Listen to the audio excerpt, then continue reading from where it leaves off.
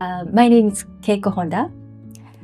I spent 15 years trying to or becoming a trained epidemiologist in my youth, which, as you can imagine, is the most logical training for becoming an artist.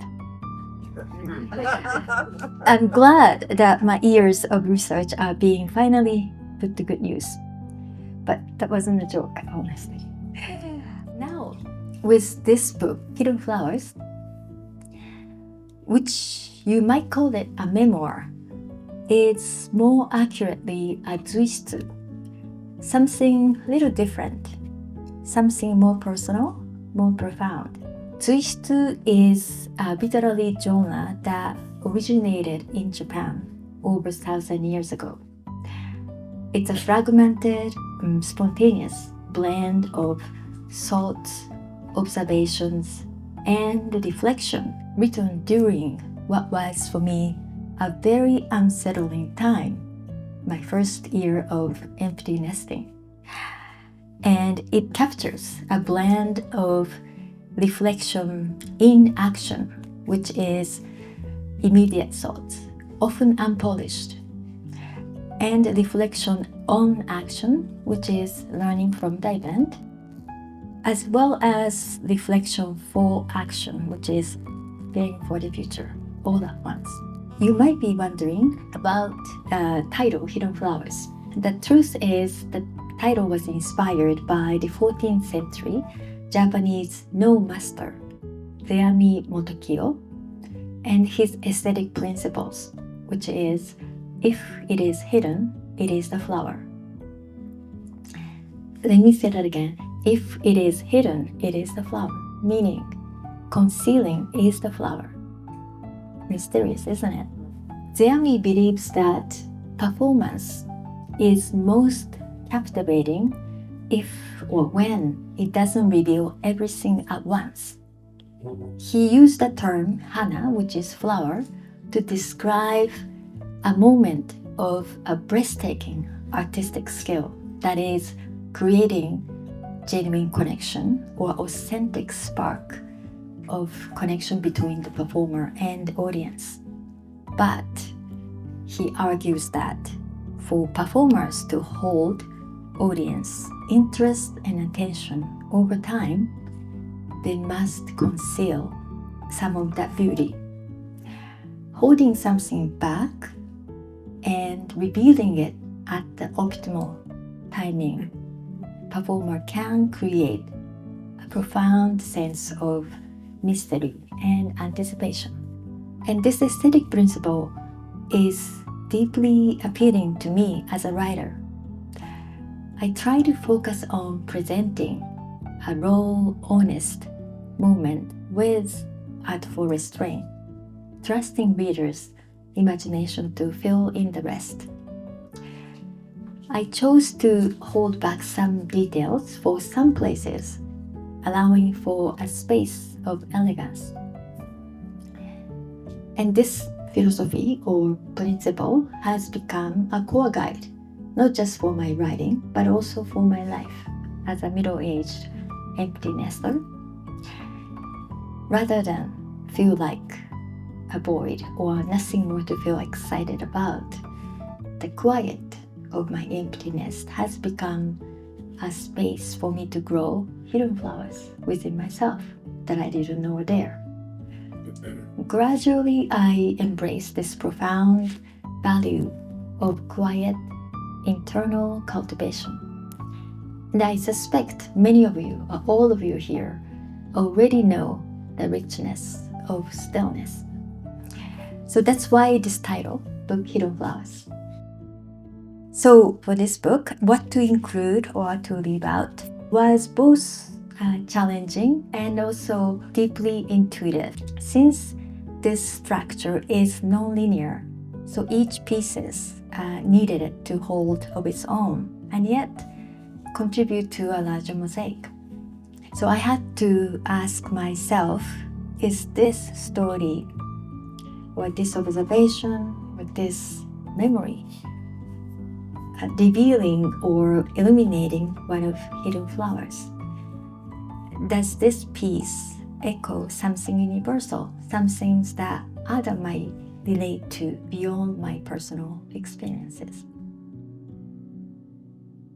So the opening chapter is called The Dawn of a New Season. Here I quoted Okamoto Taro, the Japanese artist. All you need to do is pick up a pencil and paper right now. That's all. Needless to say, I resonated throughout the entire process of my writing this book. The Western calendar has only 4 seasons. The old Japanese solar calendar brought to Japan from China 1200 years ago during Japan's Heian period has 24. The Japanese, with their deep appreciation for nature, further subdivided the year into 72 microseasons. For centuries, these microseasons were fundamental to Japanese social and artistic expression, especially among the urban aristocracy, and they influenced nearly all major literary and artistic forms and gestures.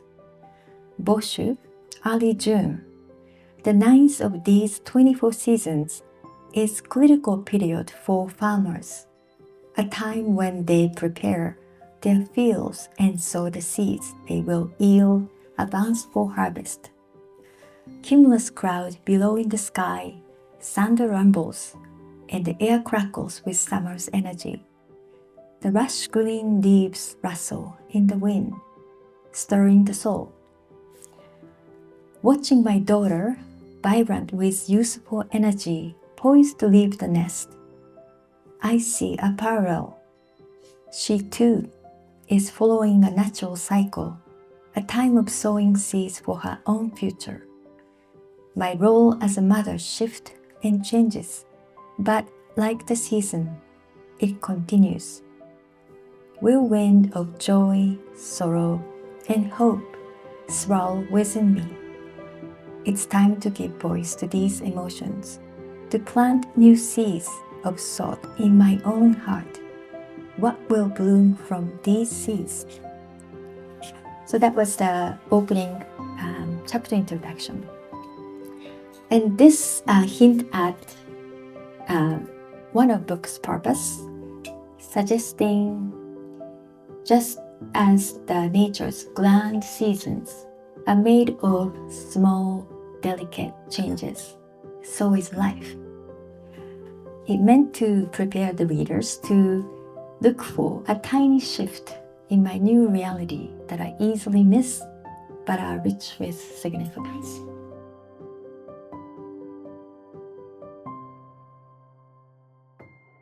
Let me read another one. It's chapter 3 called The Harvest Moon. Here I quoted a 1,000-year-old Japanese poet, Fujiwara no Tokihira.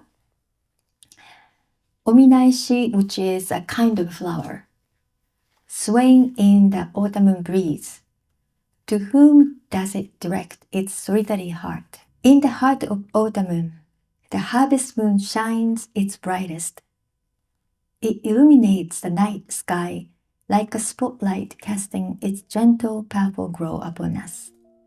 As the long night deepens, longing for someone creeps into my heart, carried by the autumn breeze. Even the flower in my garden sways softly under the moonlight. I find myself drawn back to the world of classical Japanese poetry, particularly the Kokin Wakashu, an early anthology of waka poetry dating from the Heian period. This collection, with its layers of meaning and sentiment, often explores human eros and primal instinct of life and sexuality through the playful and ambiguous language of poetry.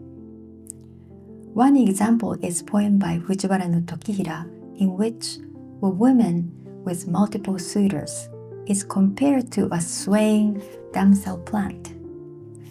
This delicate flower often associated with feminine grace due to the character Onna, woman, in its name, is itself a metaphor for women's perceived fickleness.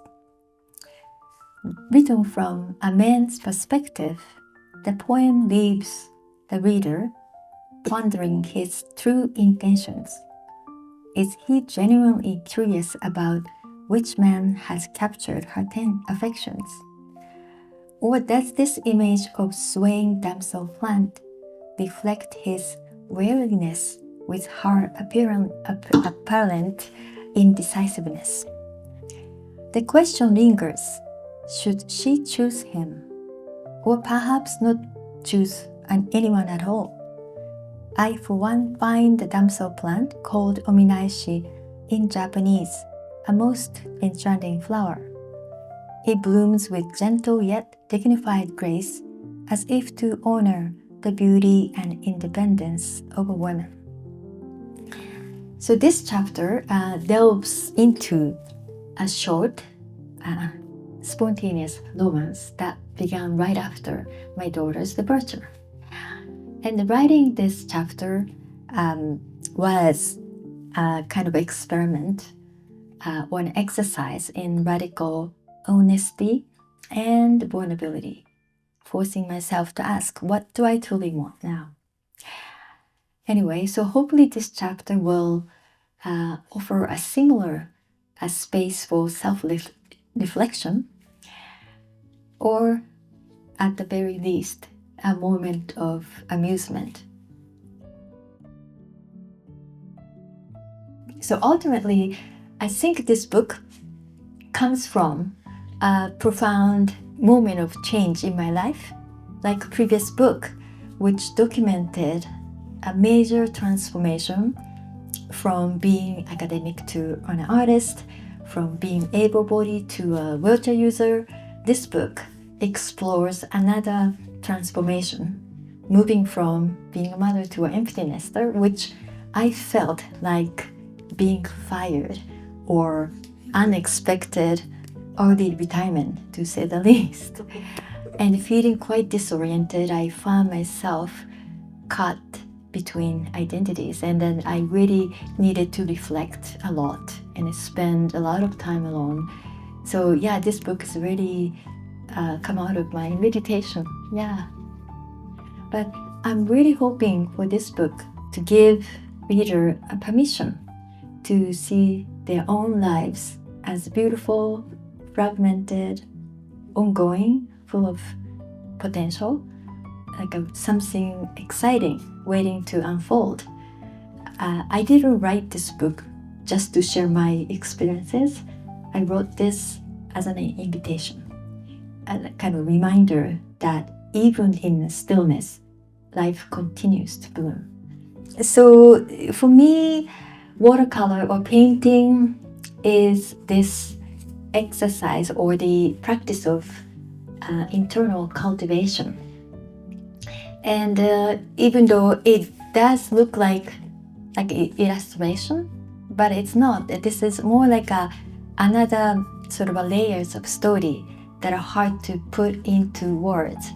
So I put these watercolors, inviting readers to pause and see how these quiet moments make up a life.